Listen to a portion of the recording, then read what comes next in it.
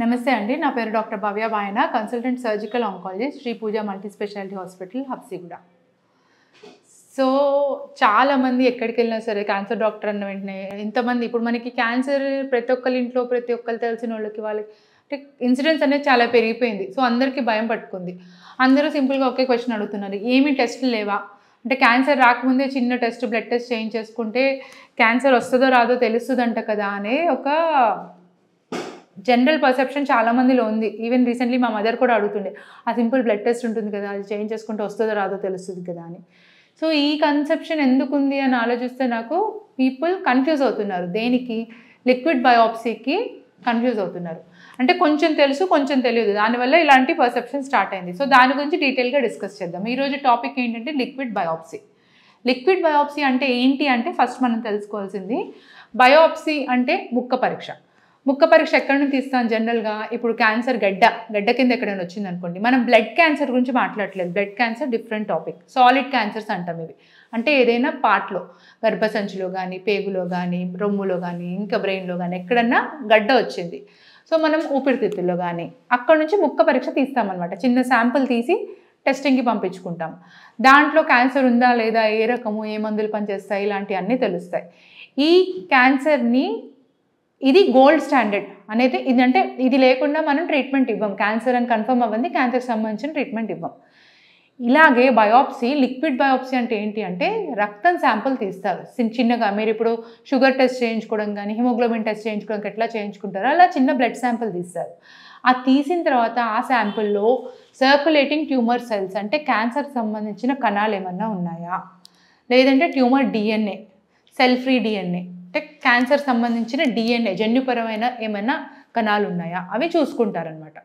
చూసుకొని దానిపైన ఏ రకమైన కణాలు ఎలాంటి అనే టెస్ట్ చేస్తారు. ఇది జరగాలంటే జనరల్గా ఎలా జరిగిద్ది అంటే, క్యాన్సర్ ఇక్కడ గడ్డ సాలిడ్ ఆర్గన్ నుంచి వచ్చింది, అది ఇంకొక చోటికి పాకింది. అంటే మామూలుగా ఒక వెల్ డిఫైన్డ్గా ఉంటుంది అక్కడికక్కడే. అందుకనే మనం అర్లీ స్టేజెస్లో కీమోథెరపీ ఇవ్వాల్సిన అవసరం లేదు. ఓన్లీ ఆపరేషన్ చేసుకొని అటు చుట్టుపక్కల కొంచెం రేడియేషన్ ఇచ్చుకుంటే సరిపోద్ది. కొన్ని క్యాన్సర్స్కి, కోలన్ క్యాన్సర్స్ కానీ అలా అంటాం. కీమోథెరపీ అనేది బ్లడ్లోకి వెళ్తుంది. సో మనం బ్లడ్లో స్ప్రెడ్ అవ్వని క్యాన్సర్లు అర్లీ స్టేజెస్లో ఉంటాయి కాబట్టి అవసరం లేదంటాం. అలాగే ఈ లిక్విడ్ బయాప్సీ అవ్వాలంటే జనరల్గా ఇప్పుడున్న కన్సెప్షన్ ప్రకారం, ఇప్పుడు దాకా రీసెర్చ్లో తేలిన దాని ప్రకారం ఏంటి అంటే, మీకు మెటాస్టసైజ్ అయ్యి క్యాన్సర్ కణాలు అనేవి సెల్లో డివైడ్ అయ్యి అలా స్ప్రెడ్ అయ్యి బ్లడ్లోంచి స్ప్రెడ్ అయ్యి ఉన్నదాన్ని కనుక్కోగలమని.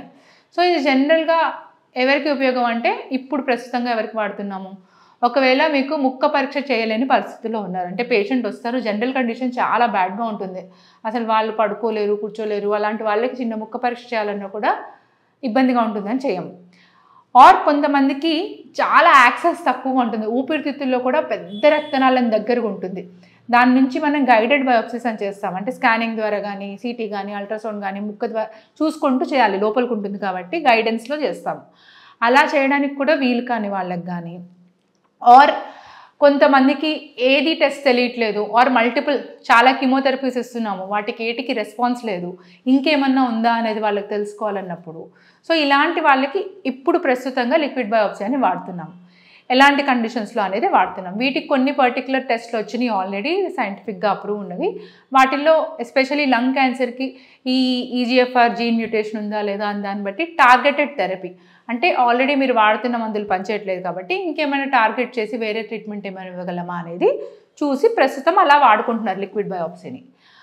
బట్ లిక్విడ్ బయాప్సీతో ఇంకా ఏమేమి చేయగలమని రీసెర్చ్ జరుగుతుంది అంటే, ఒకటి ట్రీట్మెంట్ మానిటరింగ్. అంటే మనకి ఒక సింపుల్ టెస్ట్, ప్రతి నెల వెళ్తున్నారు, చిన్నగా ఒక రక్తం శాంపుల్ తీసుకున్నాము, మనం కీమోథెరపీ ఇస్తున్నాము, మనం ఇచ్చే ట్రీట్మెంట్ పనిచేస్తుందా లేదా చిన్న బ్లడ్ శాంపుల్లో తెలుస్తుందా అనేది ట్రై చేస్తున్నారు. ఇంకా ఏం ట్రై చేస్తున్నారంటే, ఈ మల్టీ జీన్ ప్యానెల్ అనేది స్క్రీనింగ్ పర్పస్కి.